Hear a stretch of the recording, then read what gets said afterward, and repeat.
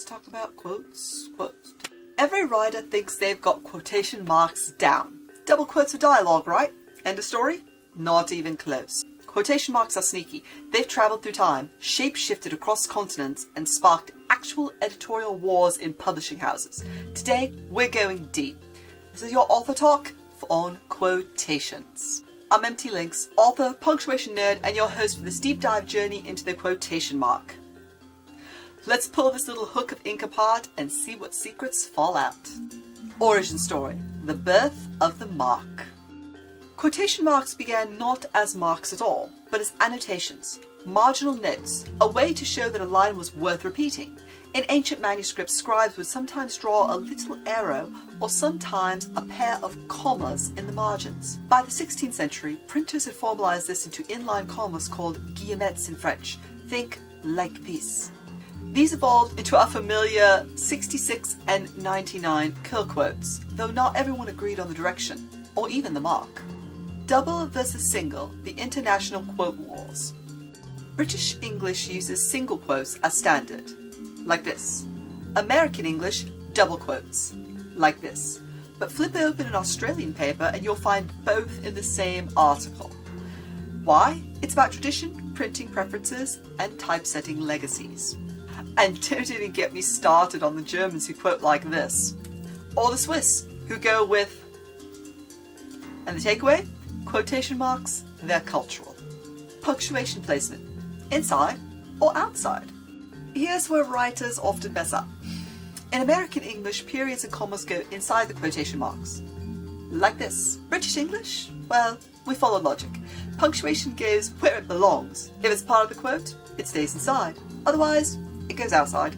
If you're writing for publication, know your house style. The Chicago Manual of Style will say one thing, but the AP style book, something else entirely. Crafting dialogue with quotes. Here are some examples.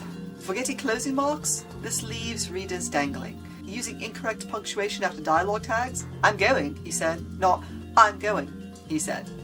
Over attribution, he whispered, she barked, they hissed, instead of letting the dialogue carry the tone. Use quotes for thoughts. Nope, italics. Third person free and direct or em dashes, but not quote marks. Inconsistent style, or formatting inconsistently between the same chapter. Quotes in fiction versus non-fiction. Alright, in fiction, dialogue rules dominate. Marks are always used even for interior monologue in some genres. For non-fiction, quotation marks show exact phrasing from a source. Paraphrasing? No quotes, just citation. But be careful of scare quotes and misuse. They can weaken your arguments.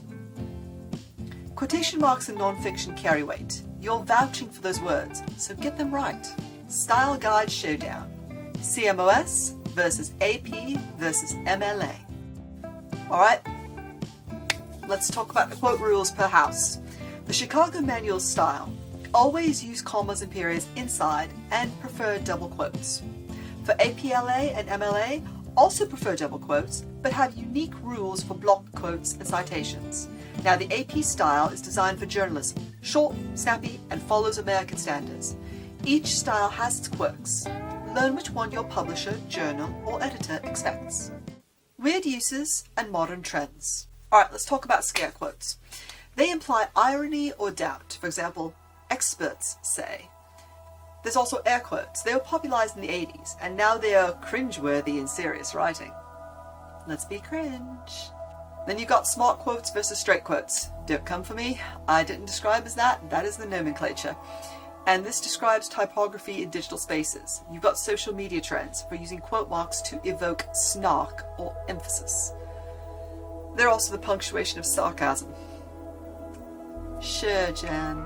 Alright, let's have some advice for the writers. I would suggest you master one style and be consistent. Use quote marks to enhance clarity, but not add clutter. Trust your characters' voices and don't over-direct. And when you're looking back in your editing process, read aloud to catch awkward dialogue. Also be careful to respect regional and genre-based norms. If you learned something new about our curly little friends over here, hit that like button, subscribe, and share this with a fellow writer. And if you've ever argued with an editor about where the comma goes, drop your horror story in the comments. I read them all. Until next time, I'm MT Lynx, reminding you that every mark matters, even the little ones. And now you know. I'll see you in the next video. This one, right here. Be a love and click it.